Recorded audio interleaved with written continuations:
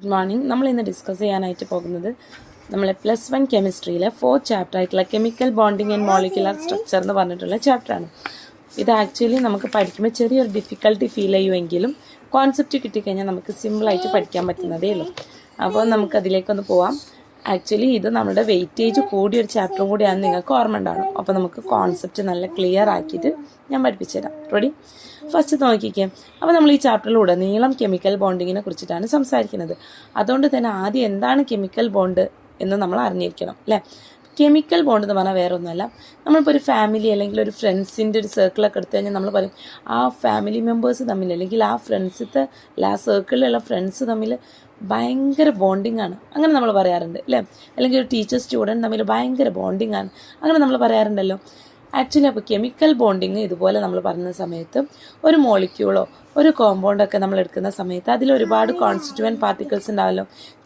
ചിലപ്പം atoms combine ചെയ്തിട്ടാവാം molecule ഉണ്ടാവുന്നത്, അല്ലെങ്കിൽ അയോൺസ് കമ്പൈൻ ചെയ്തിട്ടാവും. അപ്പോൾ ഈ കമ്പൈൻ ചെയ്യുന്ന ആറ്റംസ് അല്ലെങ്കിൽ കമ്പൈൻ ചെയ്യുന്ന അയോൺസിൻ്റെ ഇടയിലുള്ള അട്രാക്റ്റീവ് ഫോഴ്സിനെയാണ് നമ്മൾ ആക്ച്വലി കെമിക്കൽ ബോണ്ട് എന്ന് വിളിക്കുന്നത്. ഓക്കെ, അപ്പോൾ കെമിക്കൽ ബോണ്ടിങ് എന്ന് പറഞ്ഞു കഴിഞ്ഞാൽ എന്താണ്? Is the attractive force which holds various constituent atoms, ions etcetera together in different chemical species. അതാണ് കെമിക്കൽ ബോണ്ട് എന്ന് പറഞ്ഞാൽ. ഓക്കെ, അപ്പോൾ ഇപ്പോൾ നമ്മളൊരു NaCl എന്ന് പറഞ്ഞിട്ടുള്ളൊരു മോളിക്യൂൾ എടുക്കുന്ന സമയത്ത് ആദ്യത്തെ Na+ അയോണിനെയും Cl- അയോണിനെയും ബൈൻഡ് ചെയ്ത് നിർത്തുന്ന അട്രാക്റ്റീവ് ഫോഴ്സാണ് അവിടുത്തെ കെമിക്കൽ ബോണ്ട്. റെഡിയാണല്ലോ? ഓക്കെ, അപ്പോൾ ഈ കെമിക്കൽ ബോണ്ട് എന്താണ്, എന്തിനു വേണ്ടിയിട്ടാണ് ഈ ആറ്റംസ് ബോണ്ടിങ്ങിൽ പങ്കെടുക്കുന്നത്? ആക്ച്വലി ഇപ്പോൾ സോഡിയത്തിന് സോഡിയമായിട്ട് അവിടെ ഇരുന്നാൽ മതിയല്ലോ, ക്ലോറിന് ക്ലോറിനായിട്ട് അവിടെ ഇരുന്നാൽ മതിയല്ലോ. എന്തിനാണ് ഇവർ കമ്പൈൻ ചെയ്തിട്ട് സോഡിയം ക്ലോറൈഡ് ഉണ്ടാവുന്നത്? അല്ലെങ്കിൽ എന്തിനാണ് ഹൈഡ്രജൻ മോളിക്യൂളായിട്ട് എക്സിസ്റ്റ് ചെയ്യുന്നത്? ഇങ്ങനെ കുറേ ഡൗട്ടുകൾ വന്ന സമയത്താണ് എന്തിനായിരിക്കും ആറ്റങ്ങൾ കമ്പൈൻ ചെയ്തിട്ട് മോളിക്യൂൾസ് ഉണ്ടാക്കുന്നത്, അല്ലെങ്കിൽ എന്തിനാണ് ഇവർ ബോണ്ടിങ്ങിൽ പങ്കെടുക്കുന്നത് എന്നുള്ളത് ഒരു തോട്ട് പ്രോസസ്സ് സയൻറ്റിസ്റ്റുകൾക്കിടയിൽ ഉണ്ടാവാനായിട്ട് തുടങ്ങിയത്. അങ്ങനെയാണ് ആദ്യമായിട്ട് നമ്മളുടെ Kossel and Lewis approach emerge ചെയ്ത് വരുന്നത്. ഓക്കെ, അപ്പോൾ കോസലും ലൂയിസിൻ്റെയും കുറച്ച് കോൺസെപ്റ്റ്സ് ഉണ്ട്, അതെന്താണെന്ന് നമുക്ക് നോക്കാം. ഇനീഷ്യലി നമ്മൾ കോസലും ലൂയിസും പറഞ്ഞ കുറച്ച് കാര്യങ്ങളുണ്ട്. ഫസ്റ്റ് വൺ മൂപ്പർ എന്താ പറഞ്ഞത് നോക്കിക്കേ. പറഞ്ഞു, അതായത് നമ്മളൊരു ആറ്റം എടുത്തു കഴിഞ്ഞാൽ ആ ആറ്റത്തിന് ഒരു ന്യൂക്ലിയസ് ഉണ്ടാവുമല്ലോ, അല്ലേ? ഈ ആറ്റത്തിന് ന്യൂക്ലിയസ് ഉണ്ടായിരിക്കും, അതിലൊരുപാട് ഇലക്ട്രോൺസ് ഉണ്ടായിരിക്കും. ഇലക്ട്രോൺസ് ഒരുപാട് ഷെല്ലുകളായിട്ട് ഡിസ്ട്രിബ്യൂട്ട് ചെയ്തിട്ടുണ്ടായിരിക്കും. നമ്മൾ ചെറിയ ക്ലാസ്സിൽ പഠിച്ചിട്ടുണ്ട്, K ഷെല്ലും L ഷെല്ലും M ഷെല്ലും അങ്ങനെ ഒരുപാട് ഷെല്ലായിട്ട് ഇലക്ട്രോൺസിനെ ഡിസ്ട്രിബ്യൂട്ട് ചെയ്തിട്ടുണ്ടായിരിക്കും. അവസാനത്തെ ഇലക്ട്രോൺ ഫില്ല് ചെയ്യുന്ന ഓർബിറ്റ് ഉണ്ടായിരിക്കുമല്ലോ, അതായത് ഔട്ടർ മോസ്റ്റ് ഓർബിറ്റ്, അല്ലേ? ആ ഔട്ടർ മോസ്റ്റ് ഓർബിറ്റിലുള്ള ഇലക്ട്രോൺസിനെ അദ്ദേഹം വിളിച്ചു ഔട്ടർ മോസ്റ്റ് ഇലക്ട്രോൺ, അല്ലെങ്കിൽ വാലൻസ് ഇലക്ട്രോൺ, അല്ലെങ്കിൽ നമുക്ക് പറയാം അൾട്ടിമേറ്റ് ഇലക്ട്രോൺ. ഔട്ടർ മോസ്റ്റ് ഷെല്ലിൽ ഉണ്ടാവുന്ന ഇലക്ട്രോൺ അദ്ദേഹം വിളിച്ച പേരാണ് ultimate electron. Okay, ultimate electron. Okay ആണല്ലോ? അപ്പോൾ അൾട്ടിമേറ്റ് ഇലക്ട്രോൺ ഒഴികെയുള്ള ബാക്കി ഇന്നർ ഇലക്ട്രോൺസ് പ്ലസ് ഒരു ആറ്റത്തിൻ്റെ ന്യൂക്ലിയസ്, ഒരു എലമെൻറ്റിൻ്റെ ന്യൂക്ലിയസ്, അതിനെ നമ്മൾ വിളിച്ചിരുന്ന പേരാണ് കേർണൽ. അതാണ് ഇത് കൊടുത്ത നോക്കിക്കേ. കേർണൽ എന്ന് പറഞ്ഞു കഴിഞ്ഞാൽ എന്താണ്? ഒരു എലമെൻറ്റിൻ്റെ ന്യൂക്ലിയസ് പ്ലസ് അതിൻ്റെ ഇന്നർ ഇലക്ട്രോൺസിനെ നമ്മൾ വിളിക്കുന്ന പേരാണ് കേർണൽ. അപ്പോൾ നോക്കിക്കേ, കേർണൽ എന്ന് പറഞ്ഞു കഴിഞ്ഞാൽ എന്താ? ഒരു ആറ്റത്തിൻ്റെ ന്യൂക്ലിയസും അതിൻ്റെ ഇന്നർ ഇലക്ട്രോൺസിനും കൂടി നമ്മൾ ഒരുമിച്ച് വിളിക്കുന്നതാണ് കേർണൽ. ഔട്ടർ മോസ്റ്റ് അതിൽ പെടാത്തത് ആര് മാത്രമാണ്? ഔട്ടർ മോസ്റ്റ് ഷെല്ലിലുള്ള ഇലക്ട്രോൺസ് മാത്രമാണ് ഈ കേർണലിൽ പെടാത്തത്. അവരെ നമുക്ക് അൾട്ടിമേറ്റ് ഇലക്ട്രോൺ എന്നോ വാലൻസ് ഇലക്ട്രോൺ എന്നോ അല്ലെങ്കിൽ ഔട്ടർ മോസ്റ്റ് ഇലക്ട്രോൺ എന്നൊക്കെ വിശേഷിപ്പിക്കാം. എക്സാമ്പിളായിട്ട് ഇപ്പോൾ നോക്കിയേ, സോഡിയം എടുത്തു. സോഡിയത്തിൻ്റെ നമുക്കറിയാമല്ലോ, അതിൻ്റെ അറ്റോമിക് നമ്പർ 11 ആണ്, അല്ലേ? കോൺഫിഗറേഷൻ 2, 8, 1.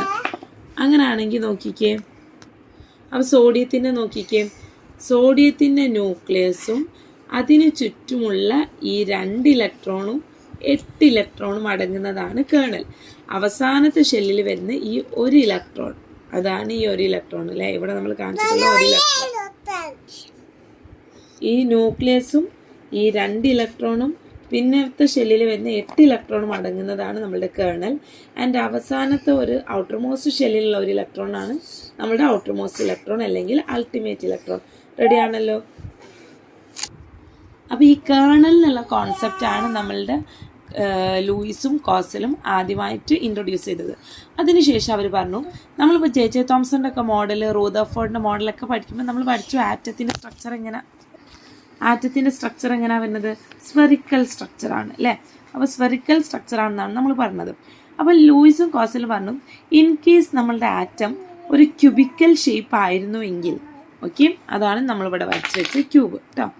അപ്പോൾ നമ്മൾ ഇൻ കേസ് നമ്മളുടെ ആറ്റം ഒരു ക്യൂബിക്കൽ ഷേപ്പ് ആയിരുന്നുവെങ്കിൽ അതിൻ്റെ നോക്കിക്കേ കേർണൽ എന്തായിരുന്നു, കേർണൽ ന്യൂക്ലിയസും പ്ലസ് ഇന്നർ ഇലക്ട്രോൺസിനും നമുക്ക് ഈ ഒരു ക്യൂബിൻ്റെ ഉള്ളിൽ സെറ്റ് ചെയ്യാം.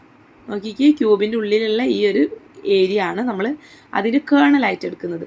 പിന്നെ ഈ കേർണൽ അല്ലാതെ പിന്നെ ആറ്റത്തിൽ ബാക്കി ആരാണുള്ളത്, നമ്മുടെ ഔട്ടർ മോസ്റ്റ് ഇലക്ട്രോൺ അല്ലേ, നമ്മുടെ അവസാനത്തെ ഷെല്ലിലുള്ള ഇലക്ട്രോൺസ്. ആ ഇലക്ട്രോൺസിനെ അവർ പറഞ്ഞു നമുക്ക് എന്ത് ചെയ്യാൻ പറ്റും, ഈ ക്യൂബിൻ്റെ എല്ലാ കോർണറിലും നമുക്ക് അറേഞ്ച് ചെയ്യാനായിട്ട് പറ്റുമെന്ന് പറഞ്ഞു. ഓക്കെ, അങ്ങനെ കോർണറിൽ അറേഞ്ച് ചെയ്യുകയാണെങ്കിൽ നിങ്ങളൊന്ന് ആലോചിച്ച് നോക്കിയാൽ മക്കളെ, ഒരു ക്യൂബിന് എത്ര കോർണറാണുള്ളത്, 8 കോർണറാണുള്ളത് അല്ലേ. 1 2 3 4 5 6 7 8 ആകെ 8 കോർണറാണുള്ളത്. അപ്പോൾ അതിനർത്ഥം എന്താണ്, വാലൻസ് ഓർബിറ്റലിൽ മാക്സിമം 8 ഇലക്ട്രോണിനെ നമുക്ക് അറേഞ്ച് ചെയ്യാനായിട്ട് പറ്റുള്ളൂ. ആ ഒരു കണ്ടുപിടുത്തം, അതായത് നമ്മുടെ ഒക്റ്ററ്റ് കോൺഫിഗറേഷൻ എന്നുള്ളൊരു കണ്ടുപിടുത്തം ഇവരാണ് അപ്പോൾ ആദ്യമായിട്ട് ഇൻട്രൊഡ്യൂസ് ചെയ്യുന്നത്. റെഡിയാണല്ലോ. അപ്പോൾ അവർ പറഞ്ഞത് എന്താണ്, നമ്മളുടെ ഈ ക്യൂബിൻ്റെ അകത്ത് കേർണലിനെ സെറ്റ് ചെയ്ത് കഴിഞ്ഞാൽ ഔട്ടർ മോസ്റ്റ് ഷെല്ലിലുള്ള ഇലക്ട്രോൺസിന് നമുക്ക് ക്യൂബിൻ്റെ കോർണറുകളിൽ അറേഞ്ച് ചെയ്യാൻ പറ്റും. സിൻസ് നമ്മളുടെ ക്യൂബിന് ആകെയുള്ളത് 8 കോർണറുകളായതുകൊണ്ട് മൊത്തം 8 വാലൻസ് ഇലക്ട്രോണിനെ മാത്രമേ നമുക്ക് അറേഞ്ച് ചെയ്യാനായിട്ട് പറ്റുള്ളൂ. അതായത് ഒരാറ്റത്തിന് മാക്സിമം പോയാൽ വാലൻസ് ഓർബിറ്റലിൽ 8 ഇലക്ട്രോൺ വരുന്ന സമയത്താണ് അവരെന്താവുന്നത്, സ്റ്റേബിൾ ആവുന്നതെന്ന് അവർ കണ്ടുപിടിച്ചു. റെഡിയാണോ? അതിലൂടെ അവർ ഇങ്ങനെ ചില കൺക്ലൂഷനിലേക്ക് എത്തിച്ചേർന്നു. എന്താണ്, ഫസ്റ്റ് വൺ നോക്കിയേ, outer most shell could accommodate A maximum of 8 electron. അവസാനത്തെ ഷെല്ലിൽ മാക്സിമം 8 ഇലക്ട്രോൺസേ നമുക്ക് നിറയ്ക്കാനായിട്ട് പറ്റുള്ളൂ. ഒക്റ്ററ്റ് ഇലക്ട്രോണിക് കോൺഫിഗറേഷൻ ആണ് ഏറ്റവും സ്റ്റേബിൾ ആയിട്ടുള്ള കോൺഫിഗറേഷൻ എന്ന് അവർ പറഞ്ഞു. എന്താണ് ഒക്റ്ററ്റ് ഇലക്ട്രോണിക് കോൺഫിഗറേഷൻ എന്ന് പറഞ്ഞു കഴിഞ്ഞാൽ, അവസാനത്തെ ഷെല്ലിൽ 8 ഇലക്ട്രോൺ കംപ്ലീറ്റ് ആയി നിൽക്കുന്ന ഒരവസ്ഥ. അതായത് മാക്സിമം 8 ഇലക്ട്രോൺ കൊള്ളുന്നാണ് പറഞ്ഞത് അല്ലേ. അപ്പോൾ കോർണറിൽ 7 ഇലക്ട്രോൺ ആവാം, 6 ഇലക്ട്രോൺ ആവാം, 1 ഇലക്ട്രോൺ ആവാം, 0 ഇലക്ട്രോൺ ആവാം, അങ്ങനെയൊക്കെ ആവുന്നൊരു കേസ് ഉണ്ടായിരിക്കും. അങ്ങനെ വരുമ്പം ഇവർ പറഞ്ഞു, പക്ഷേ മാക്സിമം എല്ലാ കോർണറിലും ഒക്യുപ്പൈ ചെയ്യുന്ന അവസ്ഥ, അതായത് 8 ഇലക്ട്രോൺ കംപ്ലീറ്റ് ആകുന്ന അവസ്ഥ, ഒക്റ്ററ്റ് കംപ്ലീറ്റ് ആവുന്ന അവസ്ഥ, അതാണ് ഒരു ആറ്റത്തിനെ സംബന്ധിച്ചിടത്തോളം മോസ്റ്റ് സ്റ്റേബിൾ ആയിട്ടുള്ള കോൺഫിഗറേഷൻ എന്ന് പറഞ്ഞു. ഓക്കെ, ഇത്രയും കാര്യങ്ങളാണ് പറഞ്ഞത്. അതിലൂടെ അവർ പറഞ്ഞു, അപ്പോൾ എന്താ ചെയ്യും, തീർച്ചയായിട്ടും എല്ലാ ആറ്റത്തിനും ഒക്റ്ററ്റ് കംപ്ലീറ്റ് ആയിരിക്കില്ല. അപ്പോൾ ഒക്റ്ററ്റ് കംപ്ലീറ്റ് അല്ലാത്തവരാണ് ആക്ച്വലി ബോണ്ടിങ്ങിൽ പങ്കെടുക്കുന്നത്. ഓക്കെ, ഒക്റ്ററ്റ് കംപ്ലീറ്റ് അല്ലാത്തവർ ഒക്റ്ററ്റ് കംപ്ലീറ്റ് ആക്കിക്കൊണ്ട് സ്റ്റേബിൾ ആയിട്ടുള്ളൊരു കോൺഫിഗറേഷൻ അറ്റൈൻ ചെയ്യുന്നതിന് വേണ്ടിയിട്ടാണ് ആക്ച്വലി എന്തിൽ പങ്കെടുക്കുന്നത്, ബോണ്ടിങ്ങിൽ പങ്കെടുക്കുന്നത് എന്നുള്ളൊരു കൺക്ലൂഷനിൽ എത്തിച്ചേരാണ് ചെയ്തത്. അതോടുകൂടിയിട്ട് അവർ പറഞ്ഞു, നോബൽ ഗ്യാസസ് ഒന്നും അതുകൊണ്ടാണ് എന്തിൽ പങ്കെടുക്കാത്തത്, റിയാക്ഷനിൽ പങ്കെടുക്കാത്തത്. ബിക്കോസ് നോബൽ ഗ്യാസിന് ഓൾറെഡി എന്ത് കോൺഫിഗറേഷനാണുള്ളത്, ഒക്റ്ററ്റ് കോൺഫിഗറേഷനാണ്. എക്സാമ്പിൾ എടുത്തു കഴിഞ്ഞാൽ നിയോൺ എന്തിന് എക്സാമ്പിളാണ്, ഒരു നോബൽ ഗ്യാസ്, അല്ലെങ്കിൽ അലസവാതകത്തിന് എക്സാമ്പിളാണ്. അതിൻ്റെ കോൺഫിഗറേഷൻ എഴുതി കഴിഞ്ഞാൽ 2 8 വരിക അല്ലേ. നിയോണ്ടത് 10 അറ്റോമിക് നമ്പർ, അപ്പോൾ 2 8 വരും. അപ്പോൾ ഓൾറെഡി ഒക്റ്ററ്റ് കംപ്ലീറ്റ് ആയിരിക്കുകയാണ്. ഒക്റ്ററ്റ് കംപ്ലീറ്റ് ആവുന്നതിന് വേണ്ടിയിട്ടാണ് ആറ്റങ്ങൾ ബോണ്ടിങ്ങിൽ പങ്കെടുക്കുന്നതെന്ന് നമ്മൾ പഠിച്ചു. അപ്പോൾ ഓൾറെഡി ഒക്റ്ററ്റ് കംപ്ലീറ്റ് ചെയ്ത അങ്ങനെ വരുമ്പോൾ ഓൾറെഡി ഒക്റ്ററ്റ് കംപ്ലീറ്റ് ആയിട്ടുള്ള നിയോണ്ട പോലുള്ള അലസവാതകങ്ങൾക്ക്, അതായത് നോബൽ ഗ്യാസസിന് എന്തിൽ പങ്കെടുക്കേണ്ട ആവശ്യമില്ല, നമ്മളുടെ ബോണ്ടിങ്ങിൽ പങ്കെടുക്കേണ്ട ആവശ്യമില്ല എന്നും അവർ പറഞ്ഞു. നെക്സ്റ്റ് നമ്മൾ പോകുന്നത് ലൂയിസ് സിംബൽ എന്ന് പറഞ്ഞിട്ടുള്ളൊരു കോൺസെപ്റ്റിലേക്കാണ്. Lewis symbol of an atom ആണ് കേട്ടോ. ഒരാറ്റത്തിൻ്റെ ലൂയിസ് സ്ട്രക്ചർ വരയ്ക്കാൻ വേണ്ടിയിട്ട് നമ്മളോട് എക്സാമിന് ചോദിച്ചാൽ, ലൂയിസ് സിംബൽ വരയ്ക്കാൻ വേണ്ടി നമ്മളോട് ചോദിച്ചാൽ നമ്മൾ എന്താ ചെയ്യേണ്ടത് നോക്കിയേ, സിമ്പിളാണ്. അതായത് നമ്മൾ ഏതെങ്കിലും ഒരു എലമെൻ്റ് എടുത്തു, ഇപ്പോൾ എക്സാമ്പിൾ കാർബൺ എടുത്തു എന്ന് വിചാരിക്കാം. കാർബൺ എടുത്തു കഴിഞ്ഞാൽ കാർബൺ എന്നുള്ള ഈ സിമ്പൽ ഉണ്ടല്ലോ, നമ്മളുടെ ഈ ഒരു പ്രതീകം, അത് നമ്മൾ എഴുതി കഴിഞ്ഞാൽ തന്നെ അതിൻ്റെ അർത്ഥം എന്താണ്? അതിൽ കാർബണിൻ്റെ ന്യൂക്ലിയസും പെട്ടു, ഇന്നർ ഇലക്ട്രോൺസും പെട്ടു. പിന്നെ അതിൽ പെടാത്തത് ആര് മാത്രമാണ്? അതിൻ്റെ വാലൻസ് ഷെല്ലിലുള്ള ഇലക്ട്രോൺസ് മാത്രമാണ്. അപ്പോൾ നോക്കിയേ, കാർബൺ 6 ആയതുകൊണ്ട് തന്നെ 2, 4 എന്നാണ് നമ്മൾ എഴുതുക. അപ്പോൾ കാർബൺ എന്നുള്ള ന്യൂക്ലിയസും ഈ 2 ഇലക്ട്രോൺസും ഇതിൽ പെട്ടു. പിന്നെ ആകെയുള്ളത് 4 ഇലക്ട്രോൺസ് ആണ്. അതിനെ മാത്രം നമ്മൾ പുറമേ കാണിച്ചാൽ മതി. റെഡി? ഇതാണ് കാർബണിൻ്റെ ലൂയിസ് സ്ട്രക്ചർ. അങ്ങനെയാണെങ്കിൽ സോഡിയത്തിൻ്റെ നമുക്ക് എങ്ങനെ എഴുതാം? സോഡിയത്തിൻ്റെ ന്യൂക്ലിയസും പ്ലസ് ഇന്നർ ഇലക്ട്രോൺസ് ആയിട്ടുള്ള 10 ഇലക്ട്രോൺസും ഇതിൽ പെട്ടു. എന്ന് എഴുതുമ്പോൾ അതിൽ ഉൾക്കൊണ്ടു.